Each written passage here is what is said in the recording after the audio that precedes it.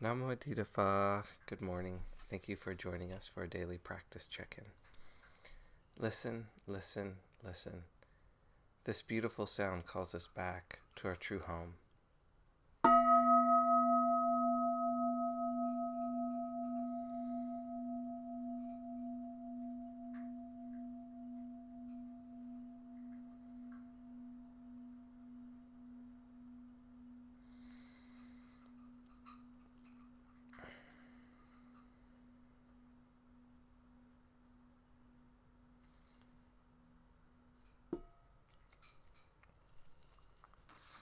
The third mindfulness training.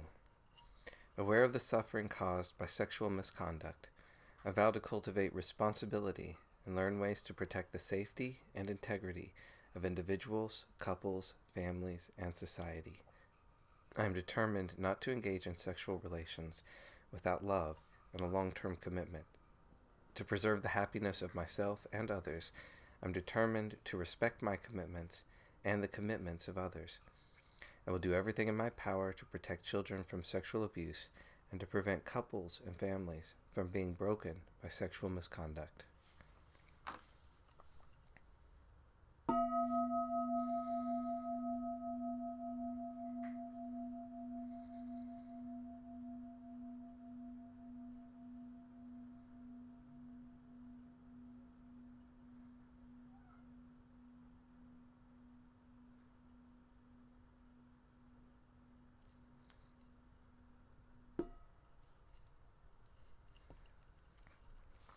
We've been reading The Body, Dhamma Reflections on Aging, Illness, and Death by the nuns of Amaravati.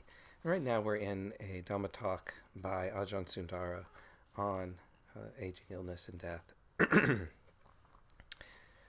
One aspect of aging, sickness, and death is forgiveness. Being able to forgive ourselves for being stupid, forgetting to be aware, being misunderstood. Tomorrow we may end.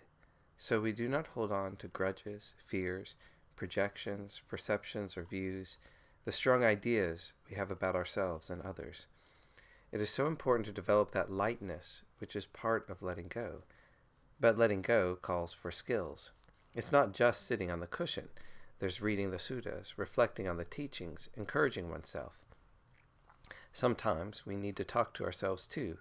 Ajahn Chah used to encourage his students to talk to themselves as if they were talking to a friend. The program of ignorance loves to undermine all the good work that you do.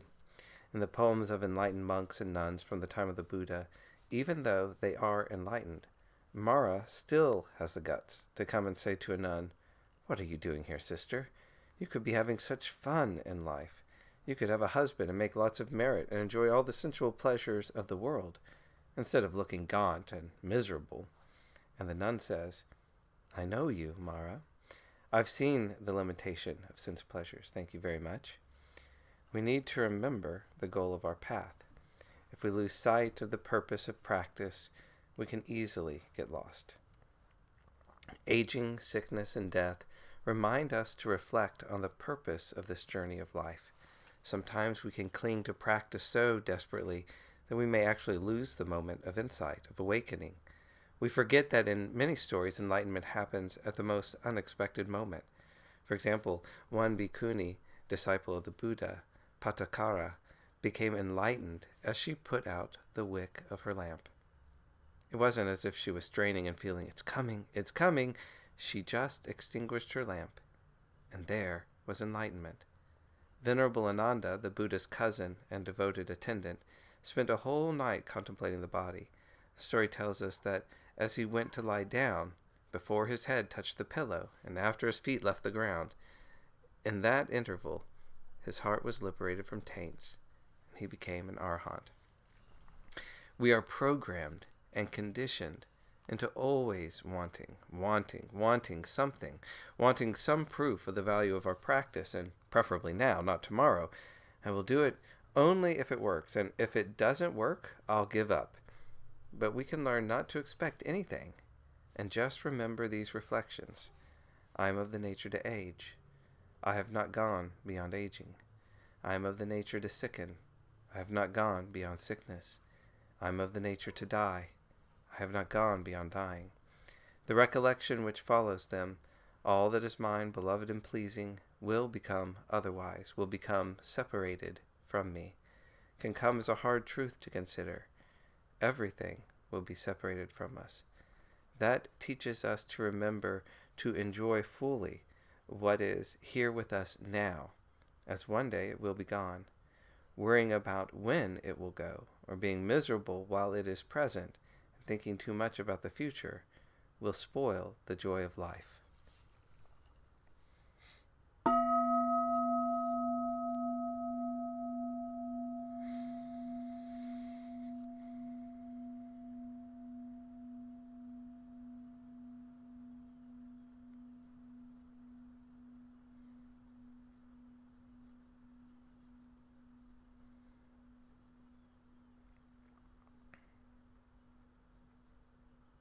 May all beings be well. May all beings be happy. May all beings be peaceful. Sadhu, sadhu, sadhu. Thank you for joining me this morning.